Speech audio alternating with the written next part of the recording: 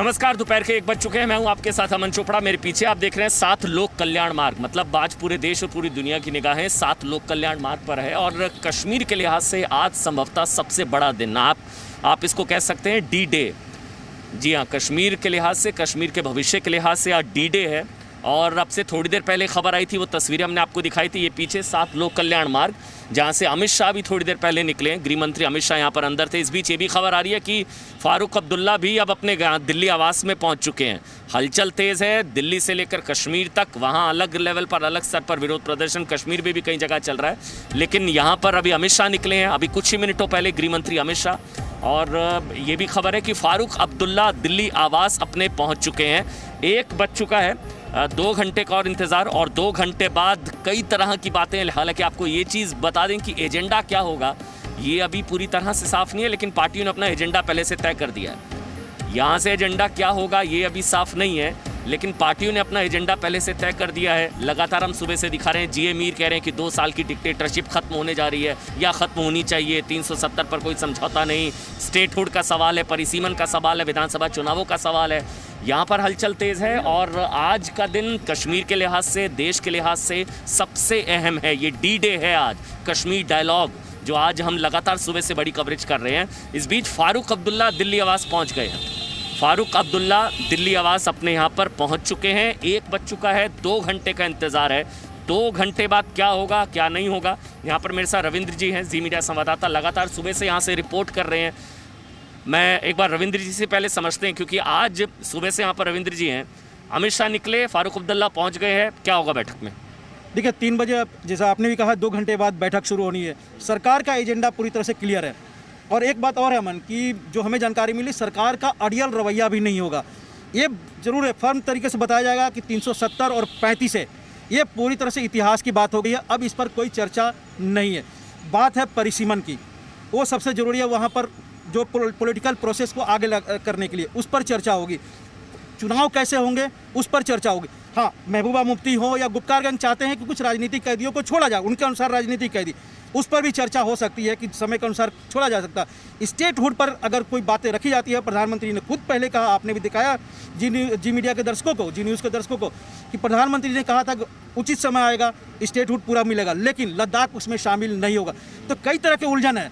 कश्मीर के जो नेता, उनका अपना एजेंडा है। सरकार चाहती है कि जम्मू और कश्मीर एक ऐसा रोड मैप तैयार हो वहाँ पर कि वहाँ पर अमन भी हो और पॉलिटिकल प्रोसेस भी चालू हो और विकास का एजेंडा भी वहाँ लागू रहे। तो कहीं ना कहीं बहुत महत्वपूर्ण है अमन, आने वाले 2 घंटे, और जो 2-3 घंटा और बैठक चलेगी सरकार की तरफ से भी और जम्मू कश्मीर के अमन के लिए। एक बार जो कैमरामैन है, मैं कहूँगा एक बार ज़रूर LKM 7 लोक कल्याण मार्ग जो है, जो इस वक्त आप देख पा रहे हैं पीछे, यहाँ पर अभी आपको गेट पर कोई मूवमेंट नहीं नज़र आ रही है, लेकिन कुछ ही देर बाद 2 बजे के आसपास, शायद 1:30 पौने 2, बिल्कुल 1:30 पौने 2 के आसपास यहाँ रविंद्र रैना से लेकर तमाम बीजेपी के बड़े नेताओं का आना यहाँ पर शुरू हो जाएगा 1:30 पौने 2 बजे के आसपास, क्योंकि 3 बजे बैठक है। उससे 1:30 पौने 2 बजे, 1 घंटा पहले नेता यहाँ पर आएंगे। फिर उसके बाद जो है 3 बजे वो महत्वपूर्ण बैठक शुरू होगी। यहाँ से थोड़ी देर पहले गृह मंत्री अमित शाह निकले हैं, फारूक अब्दुल्ला जो है वो पहुँच चुके हैं।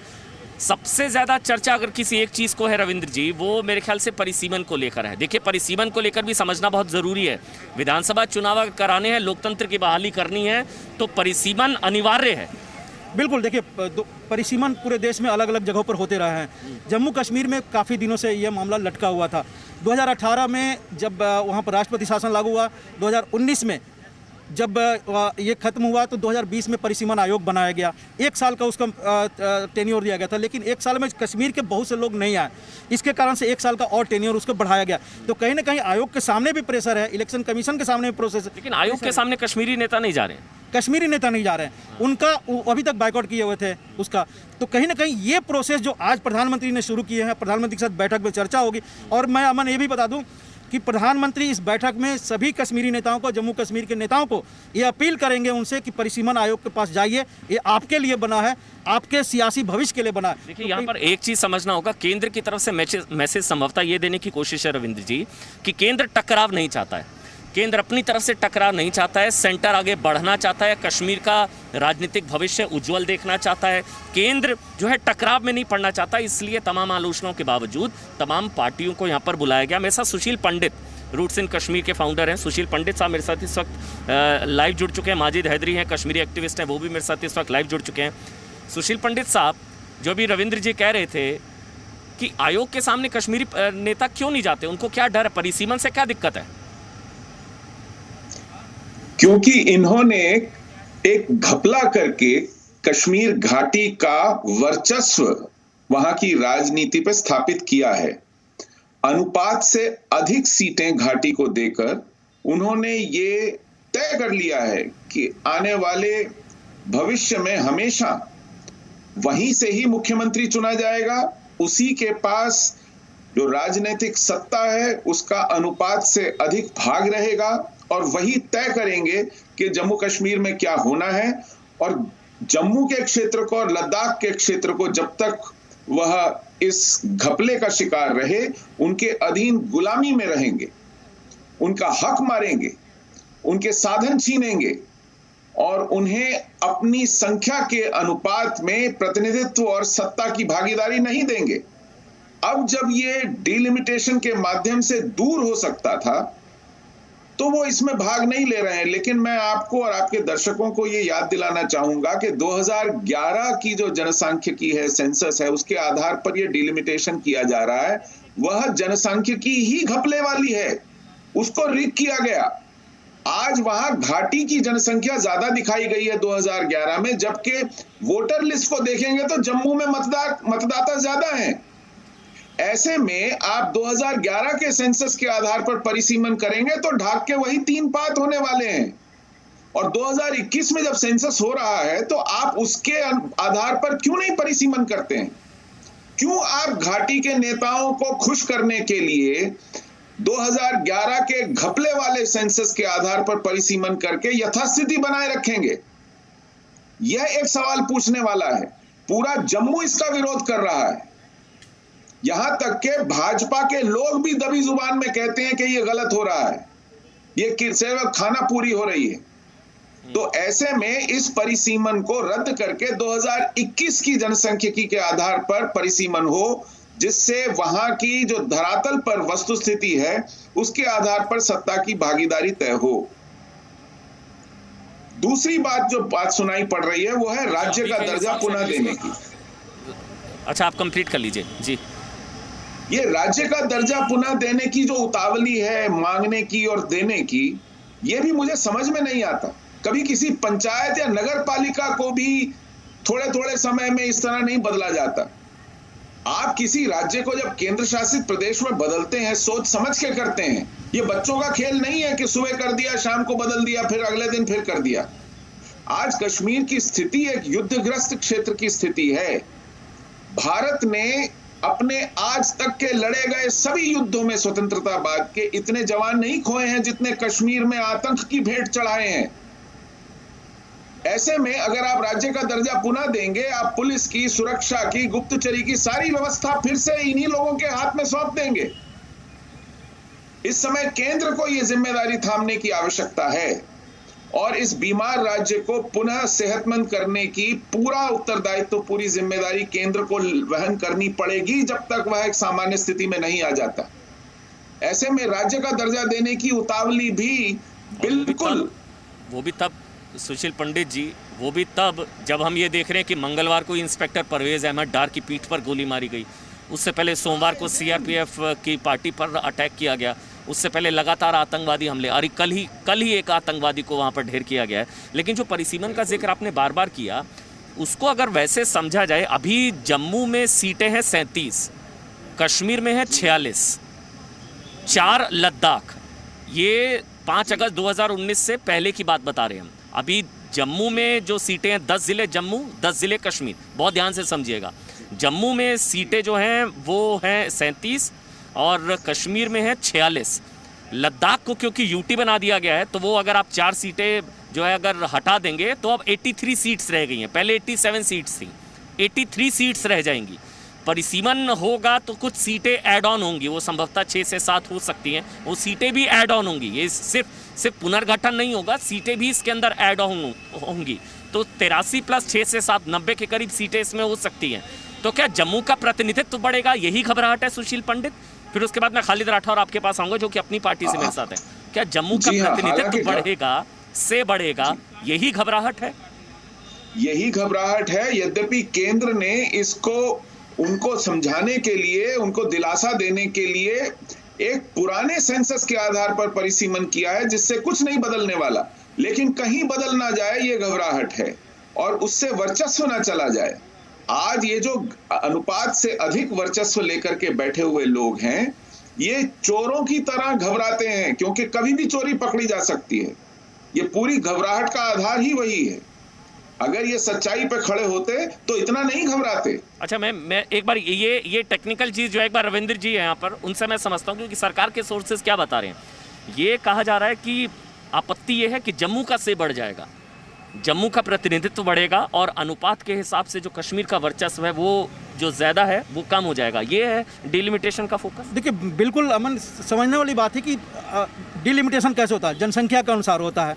तो जनसंख्या 2011 का, अभी 2021 की जनसंख्या हुई नहीं है, 2011 की जनसंख्या के अनुसार जम्मू रीजन में आबादी ज़्यादा थी, कश्मीर रीजन में कम थी। तो जाहिर सी बात है जब डिलिमिटेशन होगा, क्षेत्रों का बंटवारा होगा, तो उसमें सीटें बढ़ जाएगी जम्मू रीजन में और कश्मीर में घटेगी।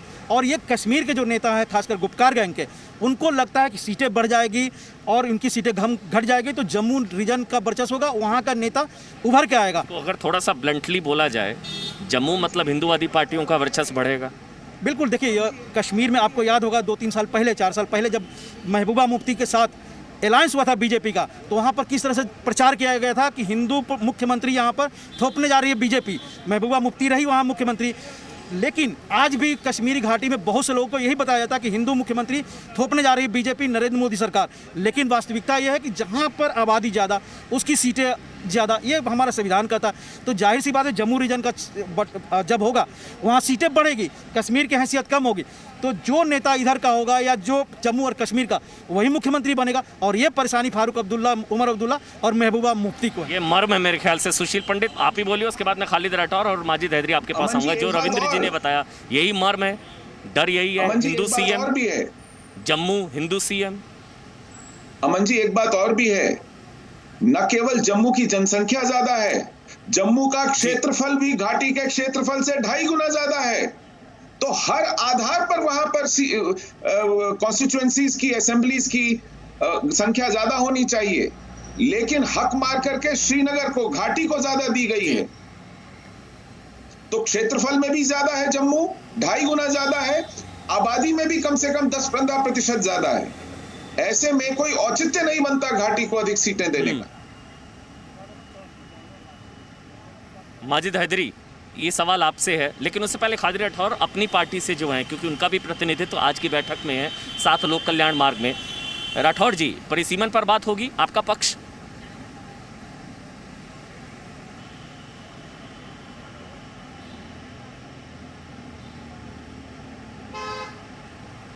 अच्छा, उनसे बात नहीं हो पा रही। माजिद हैदरी साहब, आपका पक्ष। माजिद हैदरी साहब, दिक्कत क्या है, डर क्या है? गुरु प्रकाश जी भी हैं बीजेपी। देखिए अमन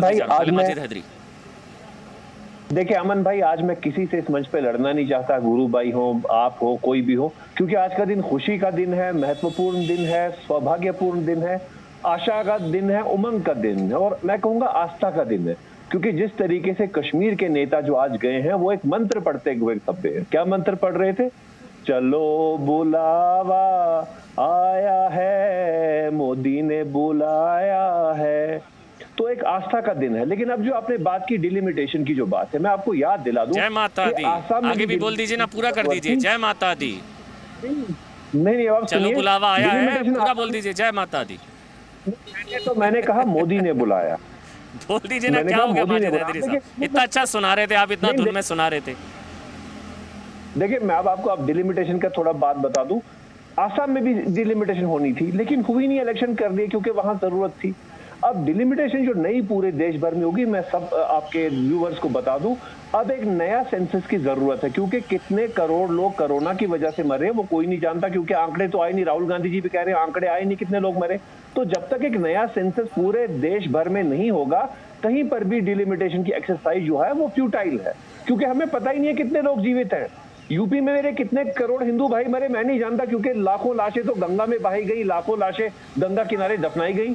हम नहीं जानते कितने लोग बचे हैं इस कोरोना में। तो जब तक नया सेंसस नहीं होगा, कहीं पर डिलिमिटेशन नहीं हो सकती। ये समझना होगा देश को इस वक्त। और कश्मीर के मामले में क्यों आप हिंदू मुसलमान के मामले पे लग जाते हैं कि वहां हिंदू मुसलमान का मामला है तो हमें सेंसस डिलिमिटेशन एक्सरसाइज करनी है। गलत है डिलिमिटेशन एक्सरसाइज इस वक्त, ये कानूनी तौर गलत है। मैं आपको कानूनी पहलू बता रहा हूं कि इन हालात में जब हर रोज कितने लोग मर रहे हैं कोई नहीं जानता, डिलिमिटेशन कैसे हो सकती है। ये तो अब उच्चतम न्यायालय को इस बात पे फैसला करना चाहिए कि गलत वक्त पे डिलिमिटेशन एक्सरसाइज हो रही है, इसमें इंटरवेंशन की जरूरत है। नहीं सकता माजिद हैदरी, सारी चीज़ें आपकी सही हैं, आपकी सारी चीज़ें सही हैं माजिद हैदरी, लेकिन जिस बारे में ज्ञान ना हो उस बारे में ज्ञान देना नहीं चाहिए। गंगा किनारे शव दफनाने की परंपरा तब भी रही है जब कोरोना नहीं था। वो बहुत पुरानी परंपरा है, हिंदुओं के अनुसार ही है, वो आपको ज्ञान नहीं होगा। तो जिस बारे में जानकारी ना हो वो ज्ञान ना दें आप। बाकी आप जो बातें करें मैं मानूंगा, जो आपका पक्ष है, लेकिन गंगा किनारे शव दफनाने की परंपरा बहुत पुरानी है। ज्ञान ना हो तो ज्ञान नहीं देना चाहिए। गुरु प्रकाश, मैं आपके पास आ रहा हूँ। फोकस एजेंडा वैसे तो क्लियर नहीं है, लेकिन डिलिमिटेशन और क्या आपको नजर आता है? गुरु प्रकाश, बीजेपी के राष्ट्रीय प्रवक्ता है। हाँ अमन जी देखिए काफी स्पष्ट है और दो ही है। पहला आतंकवाद की समाप्ति, दूसरा लोकतांत्रिक प्रक्रिया की बहाली। इसमें कंफ्यूजन क्यों हो रहा है लोगों को? देखिए जब से धारा 370 को निरस्त किया गया है 80% तक गिरावट आई है। माजिद भाई जरा ये भी बताना चाहिए, केंद्र सरकार ने 80 करोड़ का बजट आउटले किया है। माजिद भाई जरा ये भी देखना चाहिए, IIT, IIM, एम्स, अवंतीपुरा से लेकर के कहां तक इंफ्रास्ट्रक्चर हो, कनेक्टिविटी हो, वो प्रोजेक्ट्स को लाया गया है। अभी भी आपको विकास नहीं दिखता है। देखिए अभी जरूरत है पूर्वाग्रह के चश्मे को उतारिए और जरा निष्पक्ष होके, ऑब्जेक्टिव होके पूरी सिचुएशन को देखिए। आप देखिए लोकतांत्रिक प्रक्रिया का स्टेज क्या था। पहले डीडीसी का चुनाव हुआ, बढ़ चढ़कर जम्मू कश्मीर के लोगों ने हिस्सा लिया। लद्दाख खेलता उसमें कुछ चुनाव होते हैं, बढ़ चढ़कर लोगों ने हिस्सा लिया, लेकिन ये नहीं दिखता है उन लोगों को। तो स्वाभाविक रूप से आज जो बैठक होने वाली है व्यापक राजनीतिक परिदृश्य पर चर्चा होगी और उसके बाद परिसीमन पे मेरे पास अखबार है इंडियन एक्सप्रेस आज का, और इसमें खबर छपी है कि चुनाव आयोग की तरफ से डायलॉग शुरू हो गया है। जम्मू कश्मीर में डिस्ट्रिक्ट लेवल पे जितने कमिश्नर्स हैं उनसे चर्चा शुरू हो गई है। तो मुझे लगता है कि यहाँ पे आकर के नकारात्मकता फैलाना नहीं चाहिए। जो 14 की पॉलिटिकल लीडर्स आज प्रधानमंत्री जी के साथ बैठने वाले हैं, वो आने वाले समय में ये तय करेंगे कि नए जम्मू कश्मीर की गाथा किस आधार पर लिखी जाएगी। जहां तक बैठक की बात है, लोकतांत्रिक प्रक्रिया को मजबूत करना और विकास का रास्ता तय करना। इसमें बस ये कहा जा रहा है कि जैसा भी जी मीडिया संवाददाता रविंद्र ने बताया कि सरकार का रुख अड़ियल नहीं है, लेकिन क्या जिनसे आप बात करने जा रहे हैं वो पहले से अपना रुख तय करके आ रहे हैं?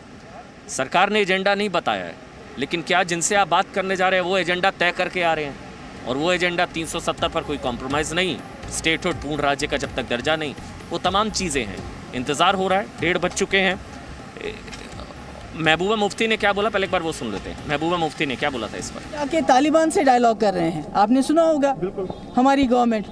तो जम्मू कश्मीर में डायलॉग करें और सबके साथ करें और पाकिस्तान के साथ भी करें रेजोल्यूशन के लिए। यहाँ तक बात है पाकिस्तान के साथ बातचीत करने को लेकर जिस प्रकार का बयान महबूबा मुफ्ती ने दिया है, बंदूक और बातचीत कभी एक साथ नहीं चल सकते। पाकिस्तान ने पिछले 40 वर्षों में जम्मू कश्मीर को लहूलुहान किया है। आज भी पाकिस्तान के कब्जे वाले जम्मू कश्मीर में और पाकिस्तान के अंदर आतंकवादियों के ट्रेनिंग कैंप्स हैं। देखिए कश्मीर के अंगने में पाकिस्तान का क्या काम, सोचिए ना।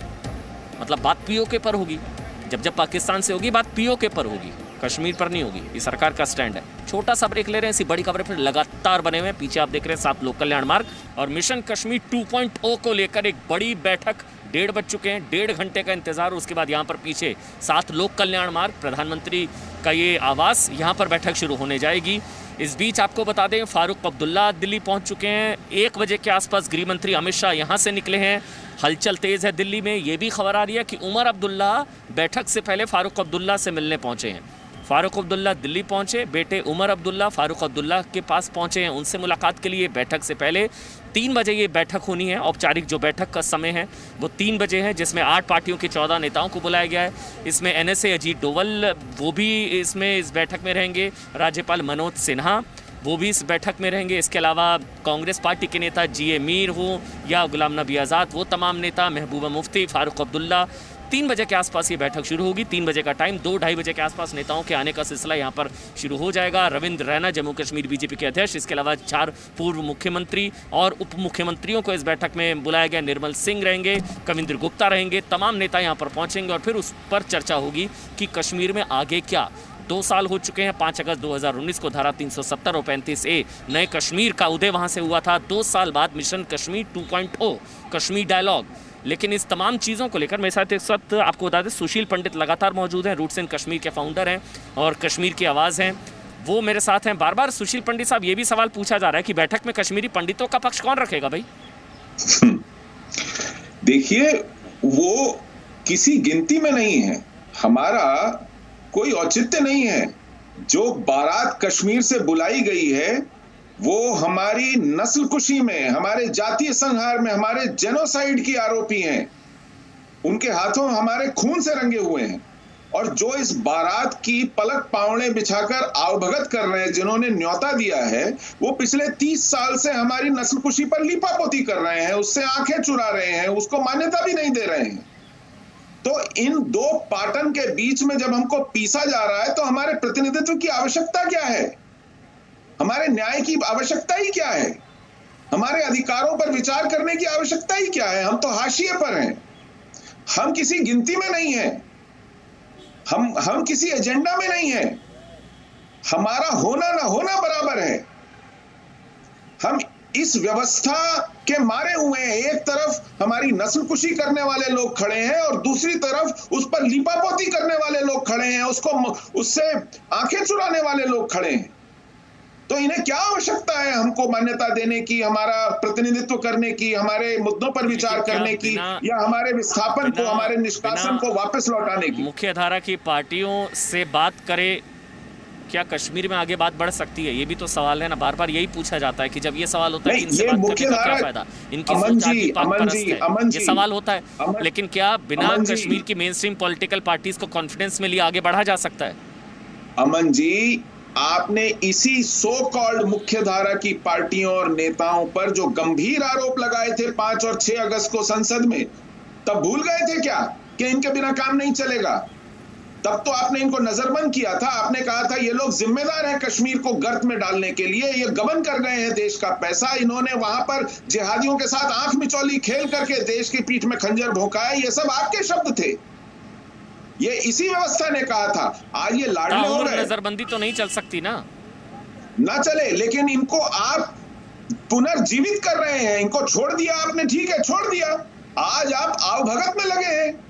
आपने इनको नजरबंदी के कुछ महीने बाद छोड़ दिया। चलिए, ये बिल्कुल हाशिए पर आए हुए, बिना किसी लाग लपेट के, ये आज अपनी किस्मत को रो रहे थे। आज तक आपने इन्हें फिर मरे हुए सांपों को दूध पिलाया है, ऑक्सीजन दिया है और इनका औचित्य सिद्ध कर दिया है। आपने इनको फिर से लेजिटिमाइज कर दिया है। ये डीलेजिटिमाइज होकर के पड़े हुए थे। इनको तय नहीं कर पा रहे थे कि हम चुनाव लड़ेंगे या चुनाव का बहिष्कार करेंगे। ये आए दिन करवट बदल बदल के नए नए बयान दे रहे थे, क्योंकि ये अपनी आखिरी सांसें गिन रहे थे राजनीतिक करियर की। आपने फिर इन्हें जिंदा कर दिया है। कतई जरूरत नहीं थी इसकी। भरोसे लायक हैं ये, या भरोसे की कोई वजह जो इनका ट्रैक रिकॉर्ड रहा है? गुरु प्रकाश, बीजेपी के प्रवक्ता। अमन जी, मैं ध्यानपूर्वक तरीके से सुशील पंडित जी की बातों को सुन रहा था और मैं उनके ओपिनियन का बहुत सम्मान करता हूं और आज से नहीं, काफी वर्षों से करता आया हूं। लेकिन जहां तक भारतीय जनता पार्टी की बात है, देखिए अमन जी, हम लोगों के लिए जो जम्मू कश्मीर का मुद्दा है ये पॉलिटिकल नहीं है। आज 24 जून है, कल 23 जून था। कल भारतीय जनसंघ के संस्थापक अध्यक्ष डॉक्टर श्यामा प्रसाद मुखर्जी का बलिदान दिवस था। और उनका बलिदान दिवस क्यों हुआ था? उन्होंने अपना जीवन त्याग कर दिया था जम्मू कश्मीर के विषय के लिए, कि परमिट लेके जाने की आवश्यकता वहां ना पड़े। तो हमारी पार्टी, हमारे नेता, हमारी नीति तो हमेशा से स्पष्ट रही है। लेकिन आज के दौर में, लोकतांत्रिक व्यवस्था में, कॉन्स्टिट्यूशनल व्यवस्था में हम कैसे इनकार करें? पॉलिटिकल पार्टी तो वो है ही। अब पॉलिटिकल पार्टी से इंगेज करना होगा। बिना पॉलिटिकल पार्टी से, पता है ये सवाल मैं आपसे क्यों पूछ रहा हूँ, मुझे बार बार जहन में आता है। गुरु प्रकाश जी, अगर आप इजाजत दें मुझे, अभी जब मैं आपसे बात कर रहा हूँ मेरे दिमाग में ना वो ट्वीट आ रहा है बार बार, जो गृह मंत्री अमित शाह ने किया था, जिसमें उन्होंने शब्द का इस्तेमाल किया था गुपकार गैंग। उन्होंने लिखा था। वो ट्वीट मेरे को अभी भी जहन में है, मैं भी निकलवा के दिखा, आप कहें तो मैं बोल सकता हूँ, या मैं आपको भी पता है उन्होंने लिखा था गुपकार गैंग। तो ये भरोसा जो पुनर्जीवित हुआ है इन लोगों में, उसके पीछे की कोई वजह, कि इन लोगों में अचानक से जो भरोसा आपका पुनर्जीवित हुआ है, कोई वजह होगी ना, वरना इनका ट्रैक रिकॉर्ड, और गृह मंत्री ने खुद इनको गुपकार गैंग कहा, तमाम चीज़ें हैं। अभी भी मीटिंग से पहले कह रहे हैं कि पाकिस्तान से बात करो। तो ये भरोसा पुनर्जीवित जो हुआ इन लोगों में, कोई वजह इसके पीछे, या आपको लगता है कश्मीर की कल्पना बिना इनके नहीं हो सकती? नहीं अमन जी, मैं आपसे असहमत नहीं हूं, लेकिन आप उन 14 पॉलिटिकल लीडर्स की बात क्यों नहीं कर रहे हैं? रविंद्र रैना जी को बुलाया गया है, 4 डिप्टी सीएम को बुलाया गया है, ताराचंद को बुलाया गया है, निर्मल सिंह को बुलाया गया है, तो सारा का सारा फोकस, सारा का सारा एनर्जी इन पे क्यों नहीं वेस्ट करना? मैं आपसे पूछना चाहता हूं, अगर महबूबा मुफ्ती ने कहा पाकिस्तान वाली बात, तो फारूक अब्दुल्ला ने यह भी कहा कि नहीं भाई वो उनकी व्यक्तिगत राय है, हमारा पाकिस्तान से कोई संबंध नहीं है। तो सेलेक्टिवली इस विषय को उठाना, और मैंने दोबारा मैं अपनी बात को दोहराऊंगा कि भाई पॉलिटिकल पार्टीज हैं, स्टेक होल्डर हैं, डेमोक्रेटिक कंसल्टेशन करना पड़ेगा। पिछले 7 दशकों में जम्मू कश्मीर में कश्मीर केंद्रित सियासत देखी गई है, लेकिन इस परिसीमन के बाद जम्मू के क्षेत्र के साथ, जम्मू के लोगों के साथ, जैसा आदरणीय पंडित जी ने भी कहा, न्याय होगा। आप प्रकाश जी, आप ठीक कह रहे हैं, लेकिन यादें इतनी कड़वी हैं कि जब वो तमाम बातें हम इनका नाम लेते हैं तो जहन में आता है कि यही कि कोई तिरंगा उठाने वाला नहीं बचेगा, तिरंगे को कंधा देने वाला नहीं बचेगा, खून की नदियां बहेंगी। 90 के दौर में सलाउद्दीन, वो आतंकवादी वाला दौर वापस आ जाएगा घाटी में, वो तमाम धमकियां जहन में ताज़ा हो जाती हैं। आज ये लोग फिर यहाँ पर आएंगे मेरे पीछे, महबूबा मुफ्ती, फारूक अब्दुल्ला, इन लोगों का रेड कारपेट वेलकम से लेकर, ठीक है सरकार की पहल है, सरकार टकराव नहीं चाहती है, सरकार कश्मीर में शांति स्थापित करना चाहती है, लोकतंत्र बहाल करना चाहती है, वहाँ पर चुनाव हो, और यही पाकिस्तान के मुँह पर करारा तमाचा होगा। लेकिन क्या इनके भरोसे, इन पर भरोसा किया जा सकता है? बस ये मेरा सवाल था। बहरहाल मेरे साथ मैं फारूक अब्दुल्ला का स्टेटमेंट एक बार आपको सुना देता हूँ, और इसके अलावा वहाँ से जो बयान अब तक सामने आए हैं वो एक बार मैं आपको सुना देता हूँ, उसके बाद मैं माजिद हैदरी आपके पास आऊँगा। मौक़िफ़ जो है वो आपको मालूम है, उसको दोहराने की ज़रूरत नहीं है। हमारा मौक़िफ़ जो है वो है और रहेगा। जिस चीज़ को केंद्र सरकार ने ख़त्म किया है, इस प्रकार से चर्चा करना निरर्थक होगा। ये केंद्र सरकार का मुद्दा है, ना कि महबूबा मुफ्ती का। माजिद हैदरी, बात तो आगे बढ़ानी पड़ेगी ना, पुराना पक्ष तो छोड़ना पड़ेगा। नए कश्मीर की बात करनी है, मिशन कश्मीर की बात करनी है, तो नई सोच लानी होगी। माजिद हैदरी। देखिए अमन भाई, आज मैंने आपको पहले भी कहा, शुभ दिन है। आज ये कहने का दिन है कि अतिथि देवो भव। आज कहने का दिन है अतिथि देवो भव, क्योंकि आज मेहमान वहां जा रहे हैं। लेकिन इस पे भी सुशील जी आप शगुन कर रहे हैं, रो रहे हैं, पीट रहे हैं, भाई क्यों जा रहे हैं? भाई किसी चीज की शुरुआत तो होने दो। ये सच है, कश्मीर पंडितों के बिना अधूरा है, ये बातचीत भी पंडितों के बिना अधूरी है, लेकिन शुरुआत तो होने दो। आप शुरुआत अभी हुई नहीं, आपने रोना पीटना शुरू कर दिया, आप शगुन शुरू कर दिया। उन्हें बता दूं ना, जब भी ये रोते हैं ना, कोई ना कोई उससे बड़ा अपशगुन हो जाता है हर चीज में। किसी दिन तो सुशील जी अपने मुंह पे हंसी रखिए, नहीं अच्छी बात है, मोदी जी ने बुलाया है, शुरुआत की है। नहीं, आप आज भी रोएंगे, आज भी आप रोएंगे। आप इन्हें आप नाग कह रहे हैं, क्या मोदी जी ने नागों की वहां पे मीटिंग बुलाई है? आप अपमानित कर रहे हैं देश के प्रधानमंत्री को ये शब्द यूज करके। थोड़ी तो शर्म कीजिए, आज थोड़ी खुशी लाइए, ऑप्टिमिस्टिक बनिए। हर दिन रोते रहेंगे, हर दिन रुडाली बन के आप बारात पर भी आ जाते हैं। थोड़ा अपने आप बदलिए, आज खुश हो जाइए कि शुरुआत हुई है। हम उम्मीद है, हम भी तो उम्मीद रखे हैं कि होगा अच्छा। भाजपा को बदलना होगा, अपने विचारधारा को, आरएसएस को अपनी विचारधारा को बदलना होगा। 3 साल गलतियां हुई, इनसे बदलने की शुरुआत करनी होगी। नहीं, आप आज भी रोएंगे, आज भी आप सिर्फ पीटेंगे।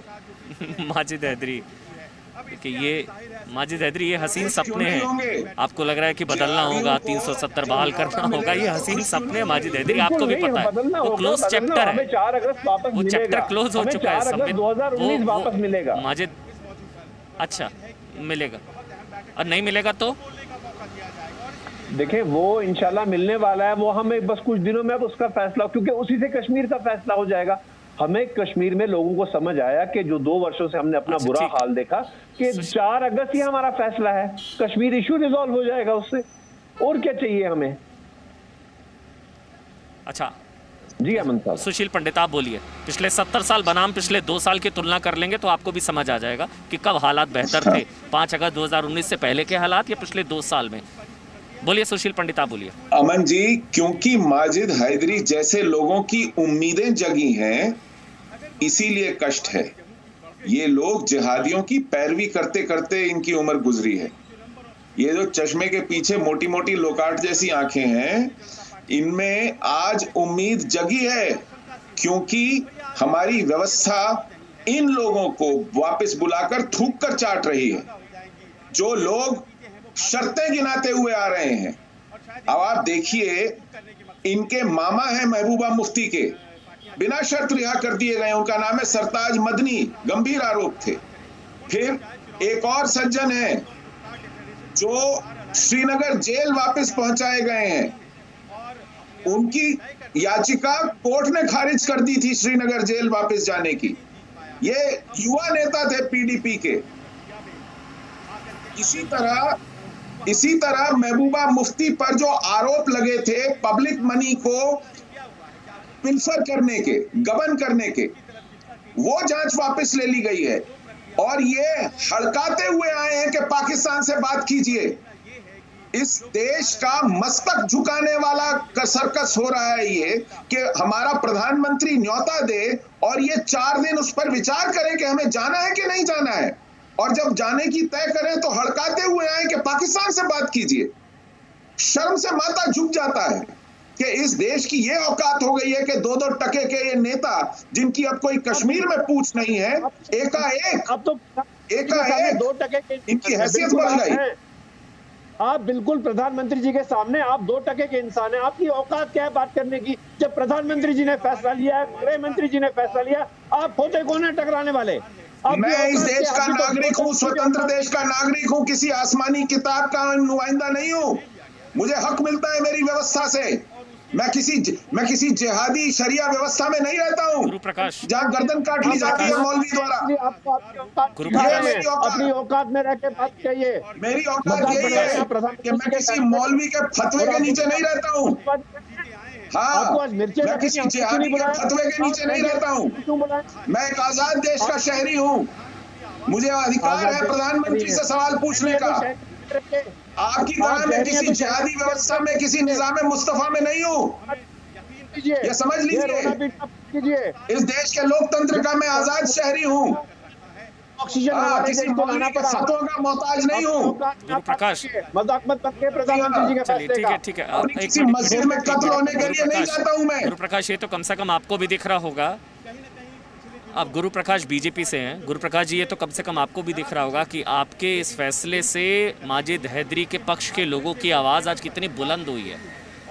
समझ रहे हैं आप? जी। नहीं, देखिए, माजिद हैदरी जी को मैं सुन रहा था और जिस प्रकार की कटाक्ष का परिचय दे रहे थे, और भारतीय जनता पार्टी आदरणीय प्रधानमंत्री जी के लिए उनके हृदय में प्रेम उपजा है। मैं सुझाव देना चाहूंगा कि भारतीय जनता पार्टी कश्मीर में प्रवक्ता का स्थान खाली है, आप चाहें तो अप्लाई कर देंगे, आपको हम कंसिडर करेंगे। बहुत सही गुरु प्रकाश जी, बहुत सही, शाबाश। आपको माजिद हैदरी जैसे प्रवक्ता ही चाहिए यार।